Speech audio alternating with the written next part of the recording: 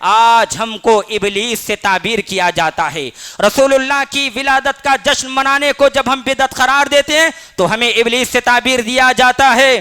سوائے ابلیس کے جہاں میں سبھی تو خوشیاں منا رہے ہیں۔ حضرات غور کیجیے گا، در حقیقت یہ کم عقلوں کا کلام بد ہے، یہ کم ظرفوں کا کلام بد ہے۔ اس امت میں سب سے پہلے خلیفہ ابو بکر صدیق رضی اللہ تعالیٰ عنہ، جو نبی صلی اللہ علیہ وسلم کے یار غار تھے، آپ صلی اللہ علیہ وسلم سے اس دنیا میں سب سے زیادہ محبت کیا کرتے تھے۔ آپ کے زمانہ خلافت میں 2 مرتبہ نبی علیہ الصلوۃ والسلام کی ولادت کا موقع آیا، مگر ابو بکر صدیق رضی اللہ تعالی عنہ نے تو نہ جشن کا اہتمام کیا نہ جشن منانے کا حکم دیا۔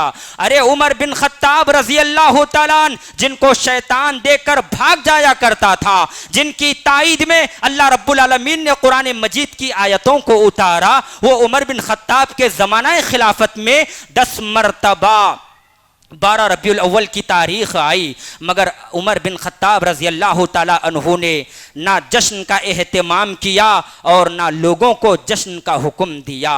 حضرت عثمان بن عفان رضی اللہ تعالی عنہ کے دور میں 12 مرتبہ ربیع الاول کی تاریخ آئی، 12ویں تاریخ، لیکن عثمان بن عفان رضی اللہ تعالی عنہ نے بھی نہ جشن منایا نہ جشن منانے کا حکم دیا۔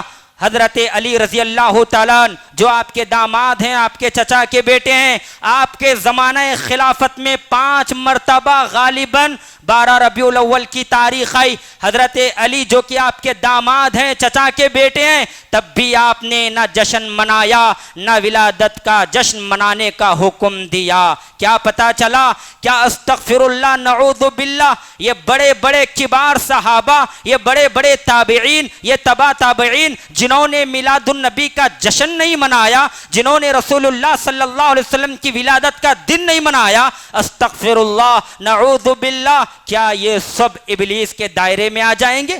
حقیقت میں تمام تر تاریخی مشاہدات کا مطالعہ کیا جائے تو پتہ چلتا ہے در حقیقت میلاد النبی صلی اللہ علیہ وسلم جیسی کوئی چیز شریعت اسلامیہ میں جائز نہیں ہے۔ مسجد عباد الرحمن کے پلیٹ فارم سے ہونے والی دعوت و تبلیغ کے مشن کو آگے بڑھانے میں ہمارا بھرپور ساتھ دیں۔ علم و عمل سے ناطہ جوڑنے کے لیے اہل علم سے جڑیں۔